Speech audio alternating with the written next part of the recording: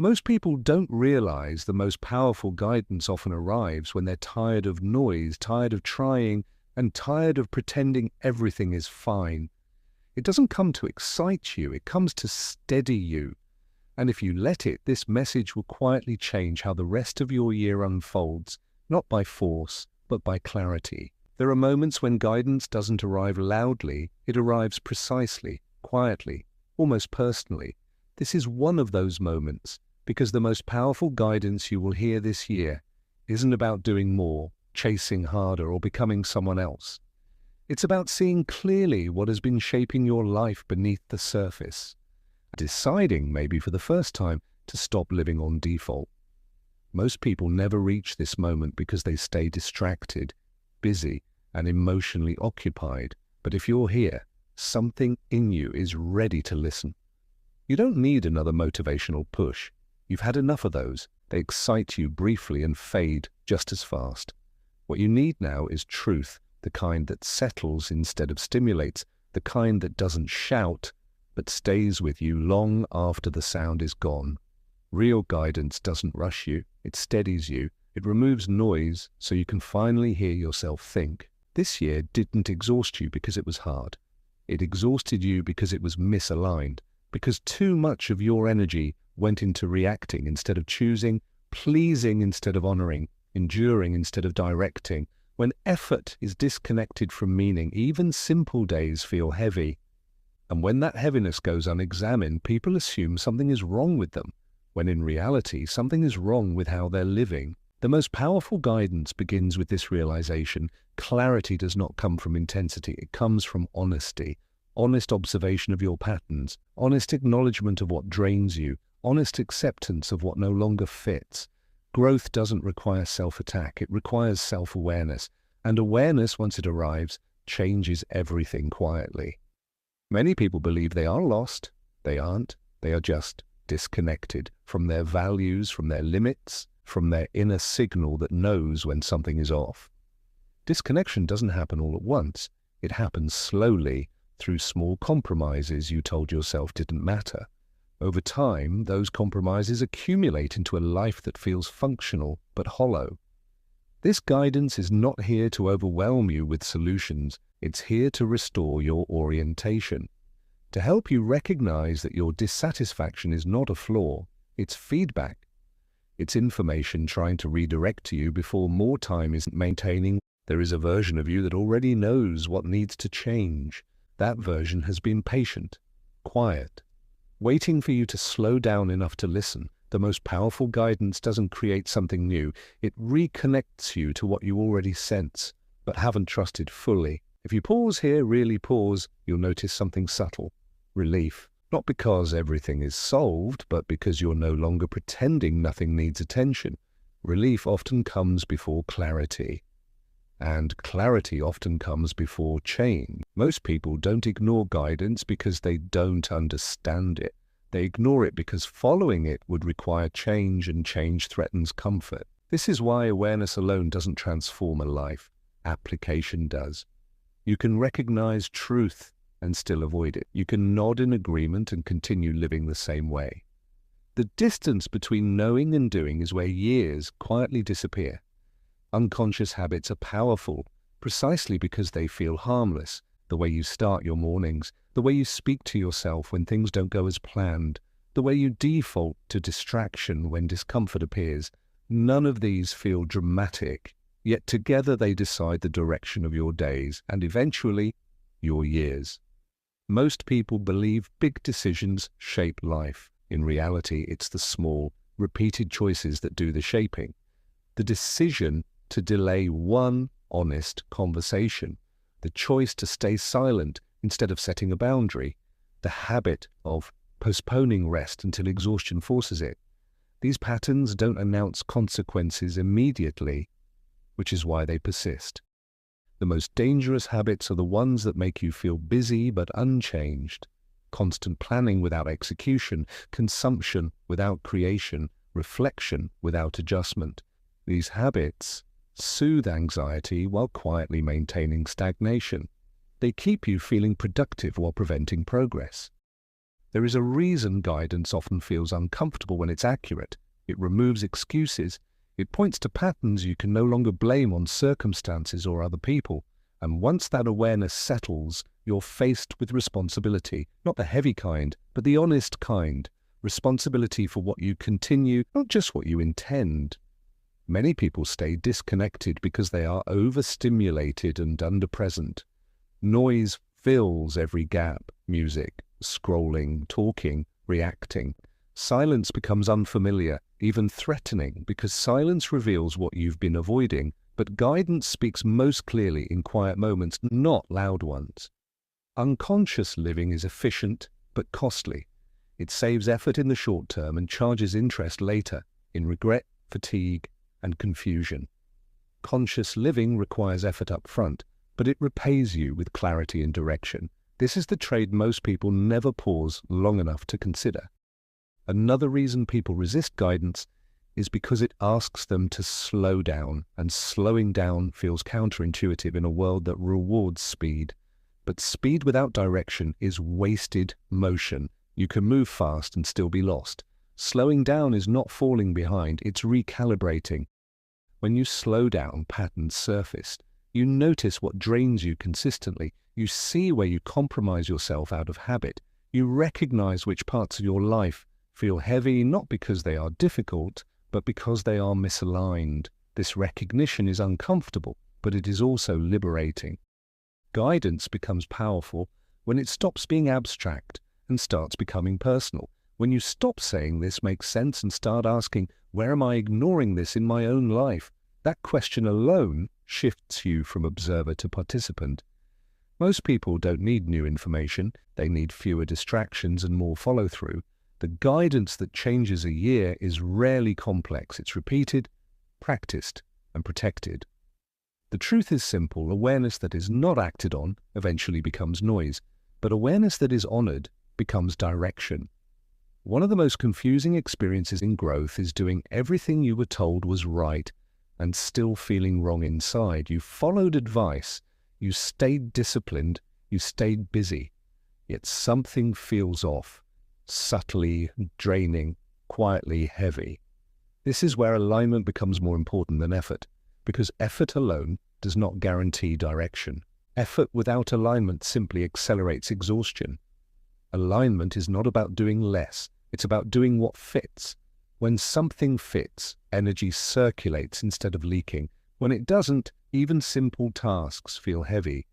Many people mistake exhaustion as a sign they need to push harder, when in reality it's a sign they're pushing in the wrong direction. Effort that builds you leaves a different residue than effort that drains you.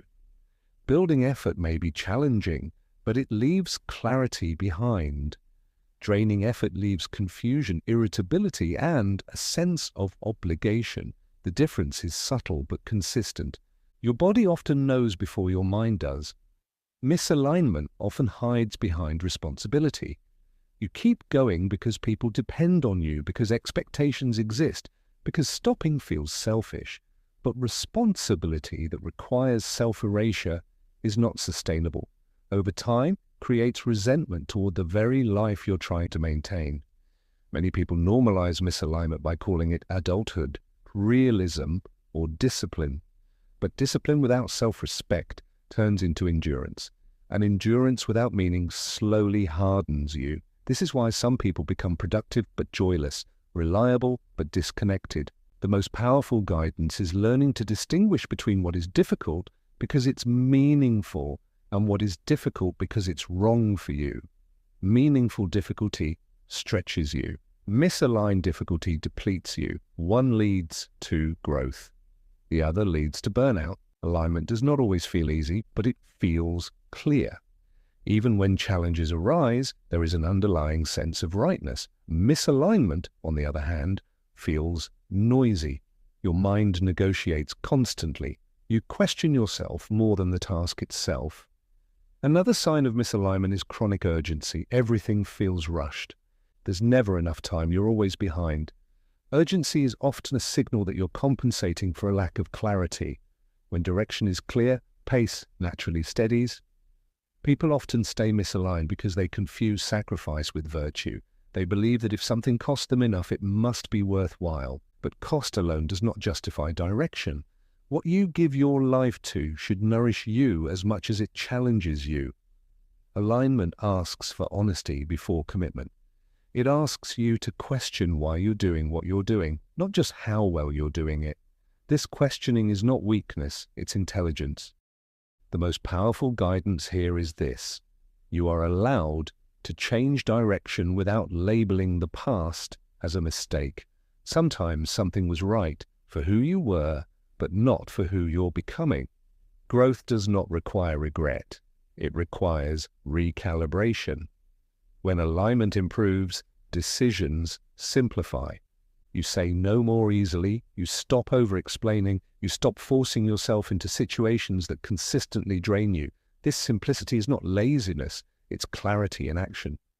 Guidance without boundaries dissolves quickly. You can understand yourself deeply, recognize misalignment clearly, and still return to old patterns if boundaries are missing. Boundaries are not restrictions, they are containers. They hold your clarity in place long enough for it to become lived reality. Many people resist boundaries because they associate them with conflict or selfishness. In truth, boundaries are acts of self-respect. They define where your responsibility ends and where someone else's begins. Without them, your energy is constantly pulled outward, and direction becomes reactive instead of intentional. When boundaries are weak, clarity collapses under pressure. You know what feels right, but you override it to keep peace, to avoid discomfort, to meet expectations. Over time, this teaches your inner voice that it will not be honored. And when your inner voice stops speaking up, confusion follows. One of the most powerful shifts you can make is realizing that saying no is not rejection, it is direction. Every no creates space for a more honest yes. Without that space, your life fills with obligations that don't align, leaving little room for what actually matters. Boundaries reveal truth quickly. They show you who respects you and who only benefits from your availability. This can feel uncomfortable, but it is clarifying. What remains after boundaries are set is more stable, more mutual, and more sustainable. Many people believe they must explain their boundaries to be understood. In reality, over-explaining often weakens them. Boundaries are reinforced through consistency, not persuasion. The calmer and clearer you are, the stronger they become. Self-respect grows quietly through these moments. Each time you choose rest over guilt, each time you disengage from what drains you, each time you stop negotiating your needs internally, these moments don't feel dramatic, but they compound into confidence.